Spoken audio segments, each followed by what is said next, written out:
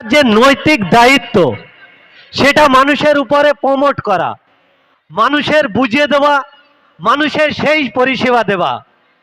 একজন জনপ্রতিনিধি দিয়ে সে যে দল থেকেই জনপ্রতিনিধি হোক, ভারতবর্ষের সংবিধান অনুযায়ী, নির্বাচন কমিশনের দেওয়া গাইডলাইন অনুযায়ী এবং বিধানসভার অভ্যন্তরের বিধানসভার যিনি স্পিকার তার নির্দেশিকা অনুযায়ী প্রতিটা নির্বাচনী ক্ষেত্রে যিনি জনপ্রতিনিধি হন তানার কোটায় বা তানার যে ন্যায্য অধিকার সেটা তাকে দিতে হবে। কিন্তু কিছু রাজনৈতিক কারবারিরা ভাঙড়ের মানুষের মান সম্মান নিয়ে, ভাঙড়ের মানুষের অধিকার নিয়ে ছিনিমিনি খেলছেন। দীর্ঘদিন ধরে রাস্তাঘাট করছেন না, রাস্তাঘাটের বেহাল। আবার মানুষের ট্যাক্সের টাকায় রাস্তা হবে, তিনি দলের নেতাকে খুশি করার জন্য, নিজের স্ট্যান্ডটাকে ঠিক রাখার জন্য তিনি বলছেন অমুক বাবুর কাছে আমরা 60-65টা রাস্তা চেয়ে এনেছি। আমি বলি, তোমার অমুক বাবুর বাপের সম্পত্তি নাকি যে ওইখান থেকে তুমি ছিনিয়ে নিয়ে এসো? মানুষের অধিকার মানুষের দিতে হবে, এটাই তো হবে রাজনীতি, এটাই হয়তো জনপ্রতিনিধির অধিকার। এমনভাবে প্রোগ্রাম সেটিং করে, এমন কায়দায় মানুষকে তোষণ করেন, মানুষ যেন বোকা। আরে ভাঙড়ের মানুষকে বোকা ভাবেন এরা, ভাঙড়ের মানুষকে নিয়ে ব্যবহার করেন। ভাঙড়ের মানুষকে যত এরা বোকা ভাবে, এদের 5 গুণ চালাক এরা কেউ জানে না কো। তাই আমরা সর্বসময় বলি, এটা হচ্ছে ভাঙড়ের মাটি, ভাঙড়ের মাটি সংগ্রামের মাটি, ভাঙড়ের মাটি ভ্রাতৃত্বের মাটি, এই শেরপুরের মাটি ভ্রাতৃত্বের মাটি, এই শেরপুরের মাটি লড়াই সংগ্রামের মাটি। আমরা সেই জন্য সর্বসময় বলি, হাঁসের বাচ্চাকে যেমন সাঁতার শেখাতে হয় না, আর এই ভাঙড়ের মানুষকে তেমন লড়াই শেখাতে হয় না। যে লড়াইয়ের অপেক্ষায় গোটা পশ্চিমবঙ্গে দেখার জন্য গোটা পশ্চিমবঙ্গের মানুষ অপেক্ষারত হয়ে আছেন। আর যে বাবুরা যে কথা বলছেন, আমরা বলছি লড়াইটা গণতন্ত্রের প্রক্রিয়ায় আগামী দিনে আপনাদের চোখে চোখ রেখে আমরা লড়াইটা জারি রাখব। আর সেই লড়াইয়ের অন্যতম সেনাপতি আমার ভাঙড়ের মায়ের সন্তান, ভোগালী 2 নম্বর অঞ্চলের সভাপতি, ভাঙড় 2 নম্বর ব্লকের পঞ্চায়েত সমিতির সদস্য এবং ভাঙড় বিধানসভা কমিটির সদস্য সম্মানীয় ওহিদুল ইসলাম মহাশয় আমাদের মধ্যে উপস্থিত হয়েছেন। আমরা তানাকে স্টেজে আসার জন্য অনুরোধ করছি এবং ভোগালী 2 নম্বর অঞ্চলের সম্পাদক সম্মানীয় আসেম বিল্লা ভাই ওরফে রাজা ভাইকে আমরা স্টেজে আসার জন্য অনুরোধ করছি।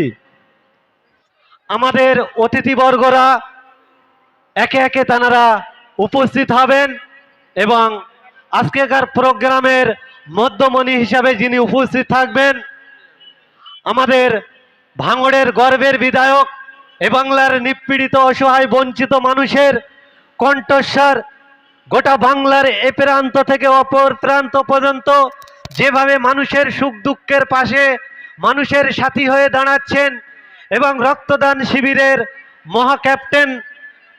মহাক্যাপ্টেন হয়ে উঠেছেন যিনি, আজকের পশ্চিমবঙ্গ রাজনীতির রক্তদানের মহাক্যাপ্টেন, আজকের স্বেচ্ছায় রক্তদান অর্পণ শিবিরের স্টেজে তিনি উপস্থিত থাকবেন। চলে গিয়েছে রাজনৈতিক কারবারিদের দ্বারা কোন মায়ের কোল যাতে এই ভাঙড়ের জমিনে আর খালি করতে না পারে, তার জন্য আমরা সংঘবদ্ধ হব, ঠিক কিনা? তাই এখন আমরা কি বলছে নওশাদ সিদ্দিকী তো রক্ত সব বিক্রি করার জন্য এসব মানুষকে ধরে ধরে রক্ত নিচ্ছে, আমরা কি রক্ত পাবো? আমি তাকে বললাম, ভাই আপনি তো পাবেন, আর কোনো রং কালার পার্টি ধর্ম বিচার নয়, কত লিটার কার রক্ত লাগবে তার শুধু রিকুইজিশন ফর্ম, অর্থাৎ তার যে লাগবে ডাক্তার একটা লিখে দেয় কাগজ, সবাই জানে, হসপিটালে বলেন, প্রাইভেট হসপিটালে বলেন, একটা কাগজ লিখে দেয় যে এই ব্যক্তির রক্ত এই গ্রুপ, তার এই রক্ত লাগবে। এইরকম কাগজ আপনি যত এনে দেবেন, কার্ড লাগবে না, আমরা তার কাছে পৌঁছে দেবো। সেখানে যদি তৃণমূলের পরিবারের লোকের লাগে, আমরা পৌঁছে দেবো। আমাদের বিধায়ক নওশাদ সিদ্দিকী বলছেন, অসহায় আত্মপীড়িত মানুষের কোনো রং দেখো না, কালার দেখো না, সে যে দলেই হোক, তোমার শত্রু হলো, বাঁচানোর দায়িত্ব হক তোমার আছে। সুতরাং তাদেরকে বাঁচানোর জন্য যত রক্ত লাগবে বিনা পয়সায় বিনা পরিশ্রমে তার বাড়িতে পৌঁছে দেওয়ার দায়িত্ব নওশাদ সিদ্দিকী আমাদের হাতে তুলে দিয়েছেন।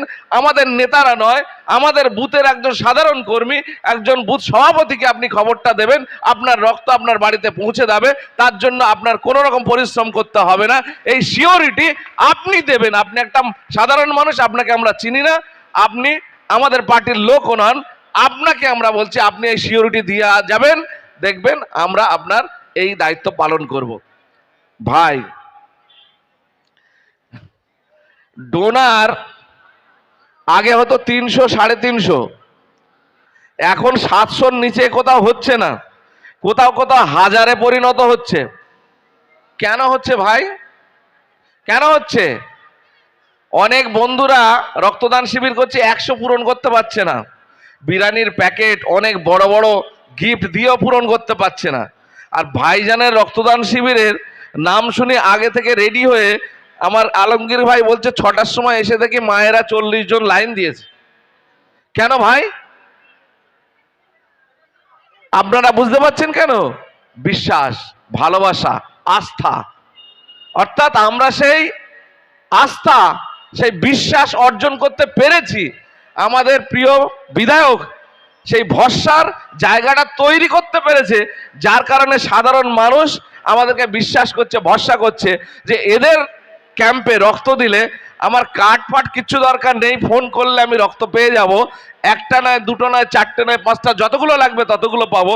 এবং সব থেকে বড় কথা হচ্ছে রেয়ার গ্রুপ, যেগুলো negative group, O negative, A B negative, যে গ্রুপগুলো পাওয়া যায় না, আমরা এই রক্তদানের মধ্য দিয়ে ব্লাড ব্যাংকগুলোর সঙ্গে এমন সম্পর্ক তৈরি করেছি যে তারা ইনস্ট্যান্ট ডাইরেক্ট রক্ত যেগুলো পাওয়া যায় না দিয়ে দেওয়ার জন্য আমাদের সঙ্গে যোগাযোগ রাখে।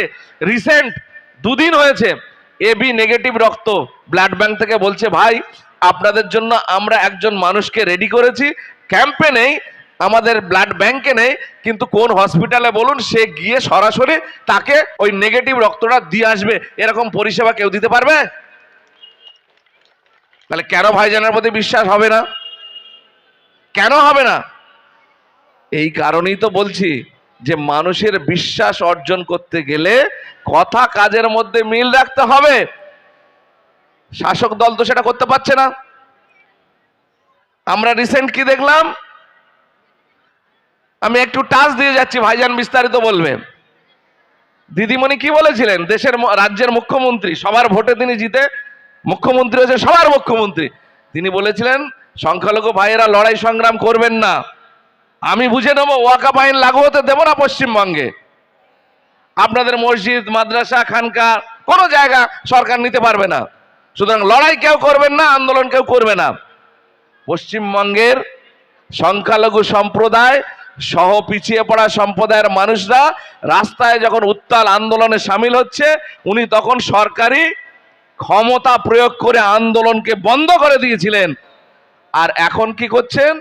বলছেন কেন্দ্র সরকারের অমিত পোর্টালে আপনার জমি জমা, মসজিদ, মাদ্রাসার যে জায়গাগুলো আছে আপলোড করে দেন। অর্থাৎ বকলমে ওয়াকফ অ্যামেন্ডমেন্ট আইনটাকে মেনে নিলেন।